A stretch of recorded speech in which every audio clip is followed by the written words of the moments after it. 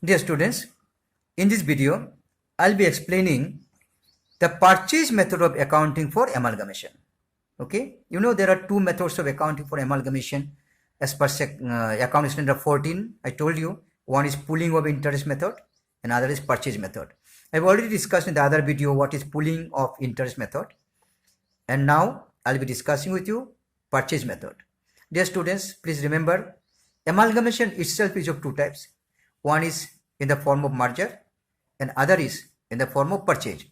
So when amalgamation is in the form of merger, pooling of interest method is followed, and when amalgamation is in the form of purchase, then purchase method of accounting is followed.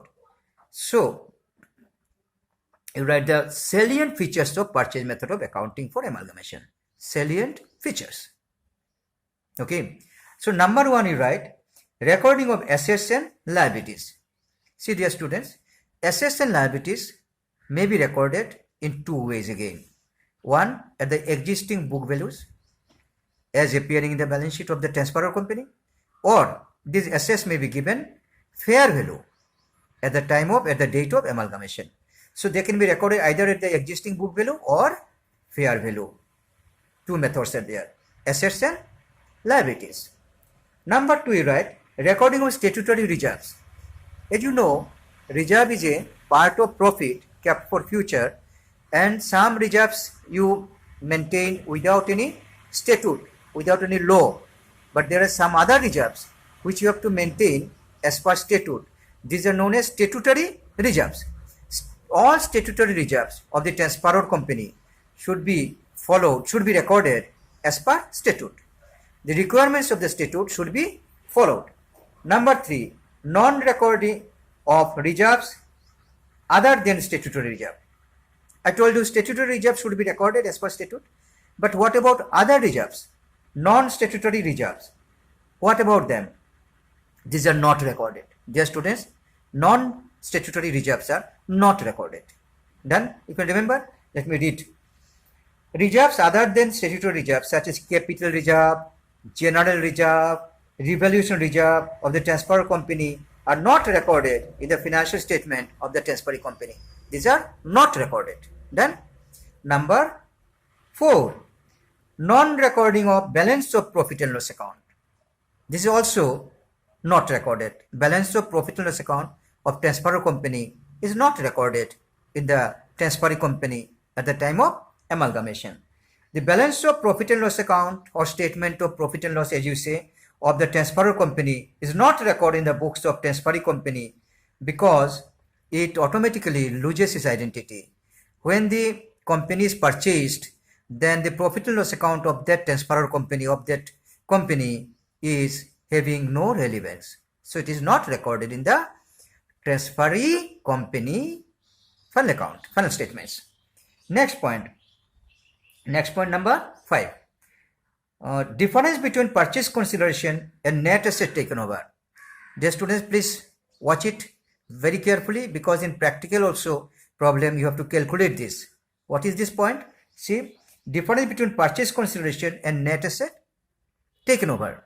See, there are two things. When company is purchased, then the purchaser, means transferring company, gives something in the form of share, debenture, cash, other asset.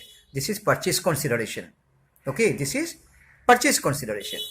But in return, this company gets something from the transferor company, some assets and some liabilities. Those assets minus liabilities net asset. So the purchaser company gives purchase consideration and gets net asset. If these are equal, then no problem. If these are different, some difference is there, then how to treat that in accounts. So you learn the calculation from here, and entry I'll be teaching you later on, no problem. This is very simple. I'm telling you that any excess of purchase consideration over the value of net asset of the transferor company acquired by the transferring company is recorded as goodwill. Okay, suppose purchase consideration is more and net asset is less, means you have received suppose 10 lakh net asset, but you have paid 12 lakh. Why you have paid excess 2 lakh? That 2 lakh must be for something interest there, no? And that is goodwill. Why we paid excess money? You treat as goodwill. In this case, goodwill will be debited. I'm telling the journal also. Goodwill will be debited. In the other case, the excess of value of net asset acquired up over the purchase consideration recorded as capital reserve. Suppose you have got net asset 5 lakh, but you have paid them purchase consideration 4 lakh.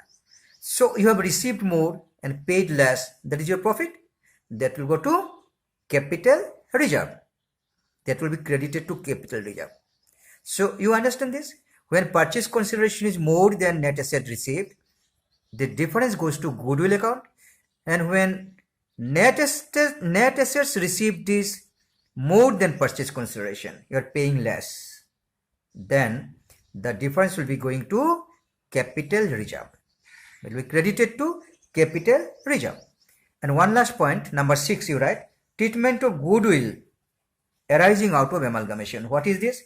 Goodwill arising on amalgamation should be amortized to income on a systematic basis not exceeding 5 years unless a somewhat longer period can be justified. Try to understand that. When there is goodwill in the time of amalgamation, you have debited some, you have paid excess money, and that is goodwill. So that goodwill, this is actually intangible, and ultimately it has to be written off. It will be a part of it will come to the income, will come to the profit and loss account, will be credited, debited every year. It will be written off. Best you say written off. The goodwill will be written off every year, and it should be written off maximum over a period of 5 years. But there may be some special cases which time exists more, and this is known as, dear students, is known as, better you say amortization. Instead of writing off, you write amortization. AMORTISATION or ZATION, whatever like, amortization. Goodwill is amortized over maximum 5 years, but in certain cases the longer period may be justified also. So when suppose you have got asset of 10 lakh, but you have paid purchase consideration of 15 lakh. So you have paid excess 5 lakh. That excess 5 lakh is goodwill, and that goodwill will be coming to balance sheet, but it will not remain in the balance sheet permanently. Since 5 lakh, so divide by 5, every year 1 lakh will be amortized in income, in profit and loss account. It will be written off every year. Ultimately, at the end of 5 years, it will be 0. And sometimes maybe more than 5 years also, if it is justified, then longer period is taken for amortization. So these are the salient features of purchase method of accounting for amalgamation. This is used in case of amalgamation in the form of purchase. So hope you could understand, and please study, stay well and stay safe, and study, use the time properly, and very soon I'm coming with the next video.